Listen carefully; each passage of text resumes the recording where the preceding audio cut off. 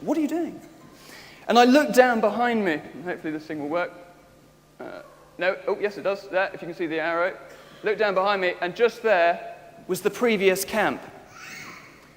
And looking down at the previous camp, the relatively lush, oxygen-rich atmosphere down there, and then looking up ahead of me, and the summit was more than a vertical mile away, not horizontal, vertical mile, over 5,000 feet. And I thought, I can hardly go up 1 foot. How on earth am I going to keep going for 5,000 feet? And this was probably the closest point I came to giving up and just thinking, it's pointless. It's absolutely pointless because I can hardly walk here, so how am I going to do it up there? I just want to go back down to the nice, comfortable tent and the relatively oxygen-rich atmosphere down there. And I really had to kick myself and say, Jake, come on, pull your finger out. Let's sort this out. Let's completely change your mentality in terms of how you're approaching this mountain. Let's not worry about the summit. Let's not even worry about Camp 3 or Camp 2. All you're going to do is focus on that little mound of snow, that twist in the rope, that knot, whatever it might be, 10, 15 feet in front of you.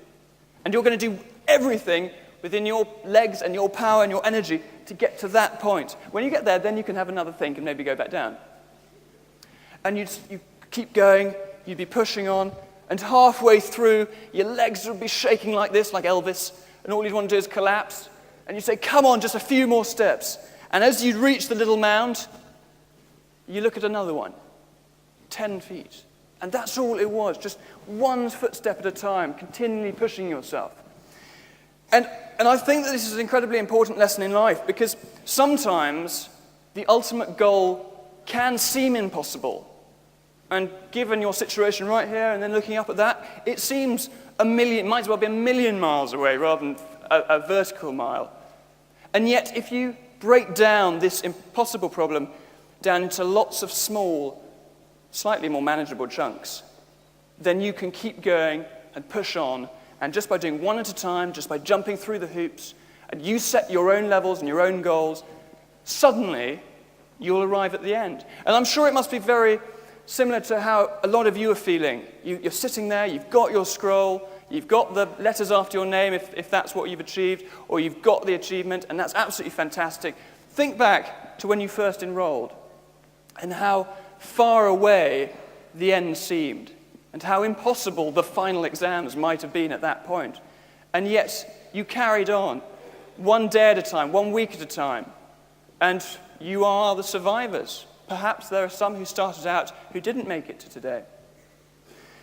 By crawling on, literally, through these steps and reaching 7,500 meters, we got the oxygen.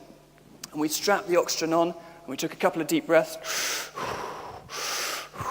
And you suddenly, from going like this, you think, that's not bad. Starting to get some power back into my legs. I think maybe I can, keep going. Wow, I feel fantastic. I can start doing star jumps to the top of the mountain. And suddenly, and you'll have to excuse the cliche and the pun, you get a second wind. And within 2 breaths, you go from 0 to hero. You kind of look like a womble. But to be honest, it doesn't matter because you feel fantastic. We kept on going. We got up to the top camp. Now, I camped in some pretty awful campsites in my life, but I think that Camp 3 on Mount Everest takes the biscuit. Yep, rats. And we started climbing at 10 o'clock at night.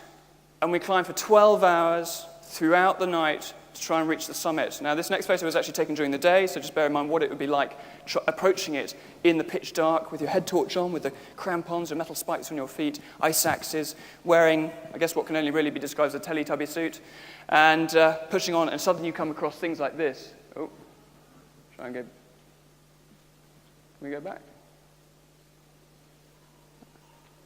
Never mind. But a massive rock bastion that you have to climb over. Ah, fantastic, thank you. You can just see there's a chap in red with yellow boots on his way up, stuck in that crack, and this is 80 feet of steep climbing, so probably the height of this auditorium, that you're having to climb up in the middle of the night, -30, you're exhausted, you're cold, and you're thinking, again, what am I doing? But you've got the oxygen and you've got this second wind and you can keep on going. And eventually at 8 o'clock in the morning, I dragged myself onto the summit and reached the top of the world. And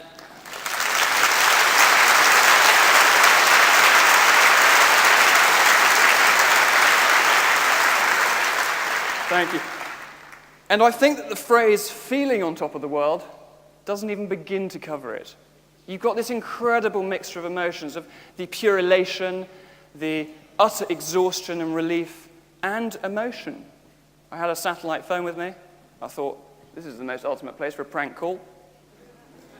So, Domino's, do you deliver? And rang home and got hold of my mum, and when she eventually realised who it was, because, of course, it was 1 o'clock in the morning back in the UK. She just utters the most immortal phrase, and mothers, you're all guilty of this at one stage or another. I'm so proud, I think I'm going to cry. Well, red rag to a bull. Of course, in her nice warm bed in Gloucestershire, she burst out into tears. And so did I. And was that the mother's contingent clapping there?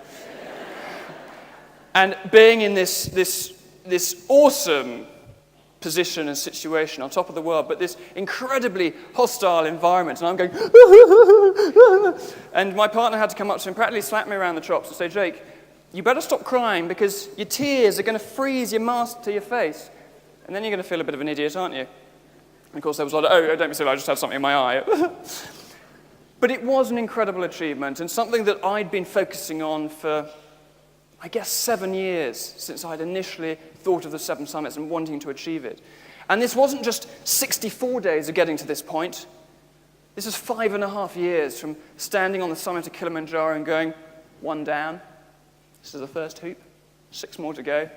Easy peasy. Now, what's the message to take away from this? Certainly, and don't worry, it's not that you have to climb Everest to succeed in life, just in case any of you are getting a little bit worried there.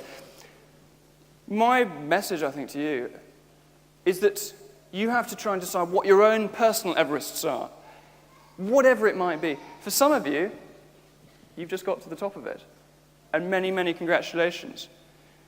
And you've got to decide how you're going to get there, what you're going to do, what you want to achieve, and then take yourself on that journey. And don't let anybody ever say you cannot do this, because you are your own biggest adversary. And if you can persuade yourself that you can do it, then the sky is the limit.